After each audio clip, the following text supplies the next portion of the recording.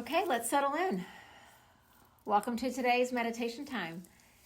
As we journey through the Yoga Sutras just a little bit more, I hope that the words that are shared and the sentiment with which they are shared will just bring clarity to these practices and give you a bit more rooting in your everyday life. And so as you settle in, just allow your eyes to close and just allow your breath to become steady. And just think to yourself, where in my life do I need just a bit more rooting, a bit more clarity, a bit more calm and ease? And as you see those different spots in your life, those different aspects of all the places that you go and all the people with whom you interact, let's see if this verse tonight from the Yoga Sutras can help to inform all of those parts. Give a bit more clarity, a bit more peace. And so as we settle in with our breath, let's just try to match the length of the inhale with the length of the exhale. So just a slow breath in. And then the same rate, let the breath go. Breathing in. And breathing out. Finding balance between that breath in and the breath out. And as you settle, again, with this idea of these ancient teachings just informing our everyday life, they're not just something that we learn about and we hold on a shelf as good teachings from a long time ago, but rather teachings that really help us show up differently in the world. Show up with more clarity, more peace, more calm, more ease. And so where we are today is this Yoga Sutra, still chapter 2, the practice chapter, and verse 12. And what Patanjali, the author of the sutras, is telling us is that we have these afflictions, these hindrances, these obstacles, he calls them kleshas, that get in the way of us truly calming the activity of our mind, of truly bringing ease to our spirit. And he's taken us on this journey of being aware of what those are. But then he goes a bit further and he says that these kleshas, these obstacles, these behaviors that get in the way of our peace, our harmony, our ease, they're also associated with this idea of karma. And so just think about in your own life how there have been actions or things that have had a reaction or an effect.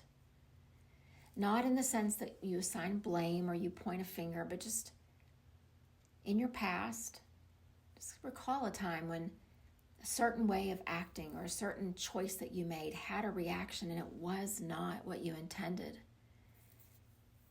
And then as you look at that reaction or that effect, you kind of trace it back to what you did in the beginning.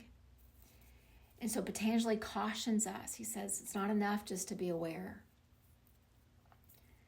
But he gives us this analogy of you have to really think about the power of the second arrow. And it's something that's talked about a lot in a lot of different circles, especially in contemporary times, this concept of the second arrow. But I think the way that he presents it is just so realistic, so attainable for us in our everyday life.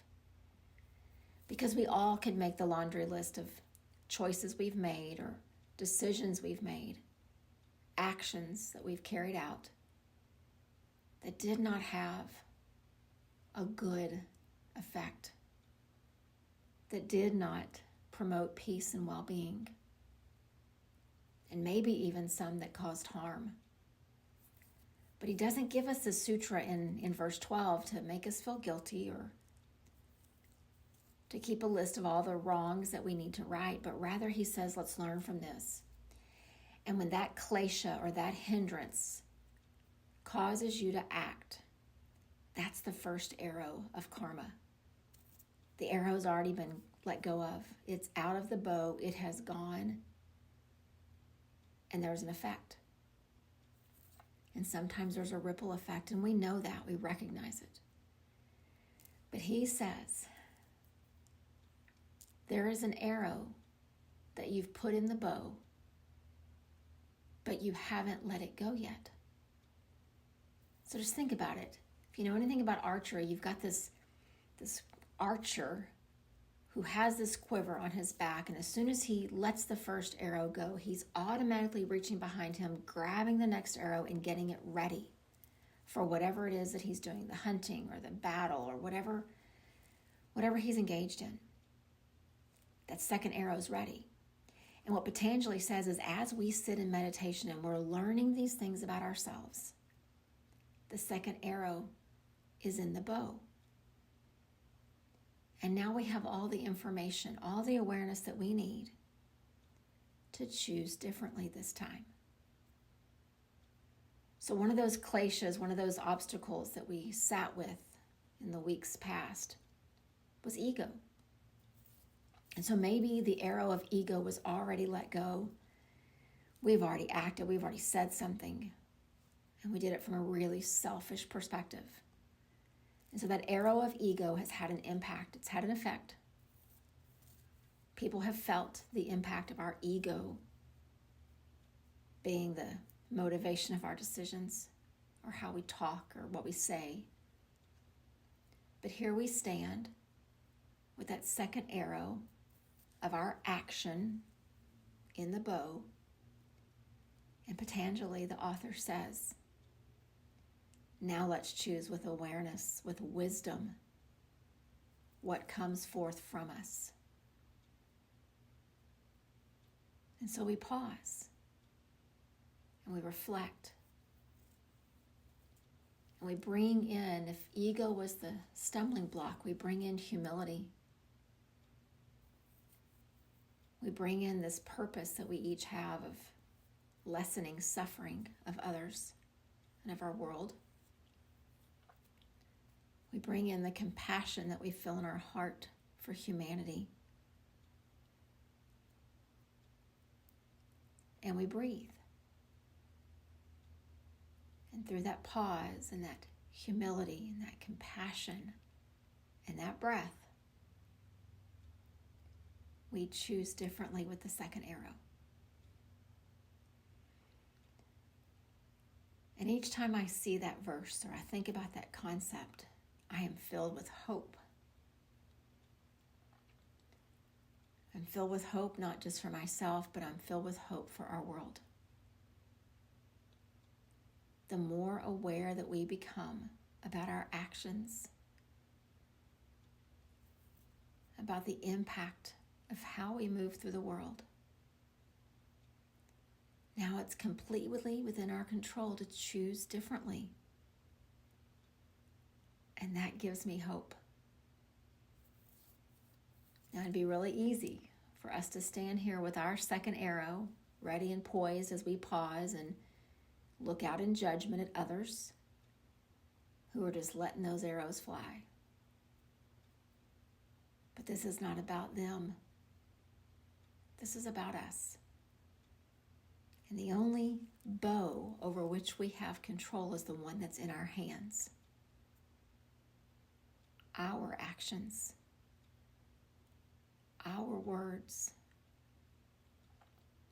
our attitudes about what we're experiencing each day. And so what I'd ask us to do is just pause here. Just kind of picture yourself just holding this bow, knowing that you have had things in your past, maybe even earlier today, that were not a reflection of your heart. They were not a reflection of your practice, of your humility, of your wisdom. They came from another motivation, a klesha, a stumbling block, an obstacle. He even calls them a poison sometimes. But here we stand with that second arrow in our bow, breathing,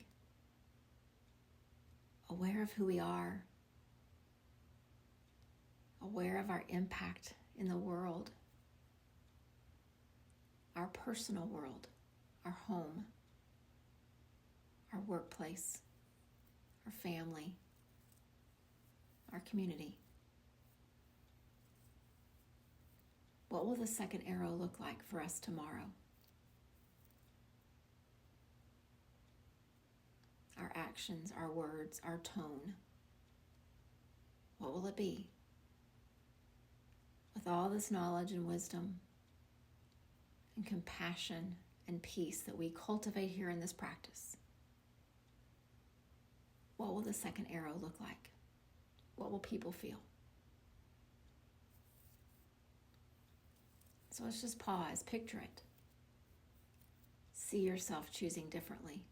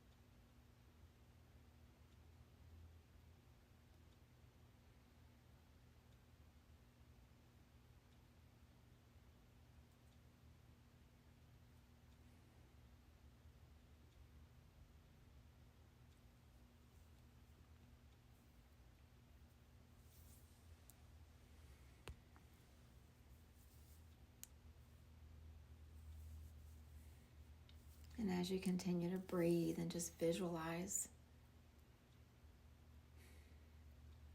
see if you can feel the hope.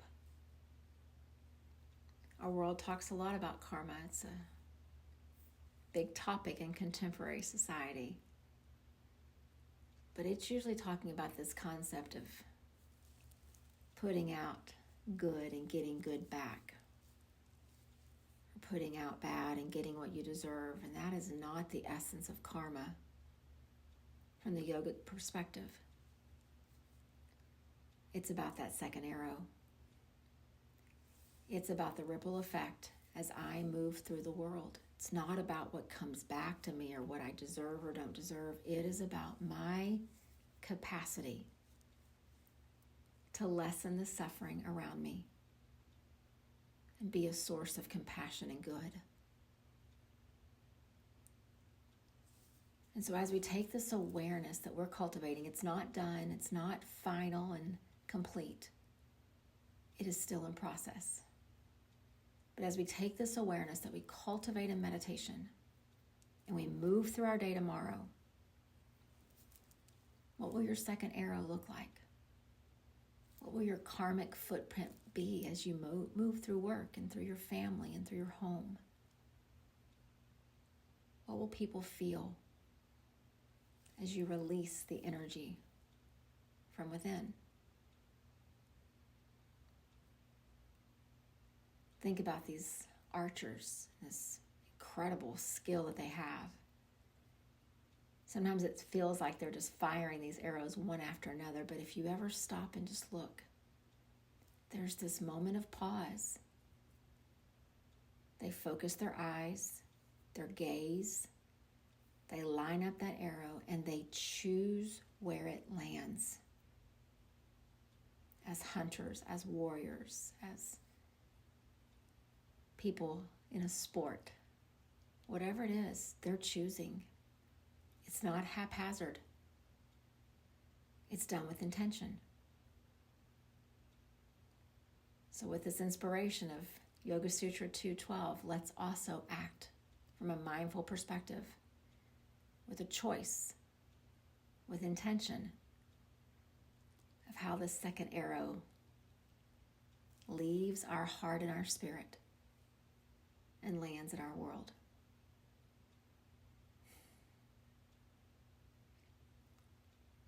So let's close out our practice with just a slow, deep breath in, Feel the power of the breath as much as you feel the power that you have with that second arrow. And then as you exhale, let that represent just letting go of all the things that have gotten in the way to this point. So that now we operate with more clarity, with more awareness, with more wisdom. What will your second arrow be as you move through your day tomorrow? Namaste.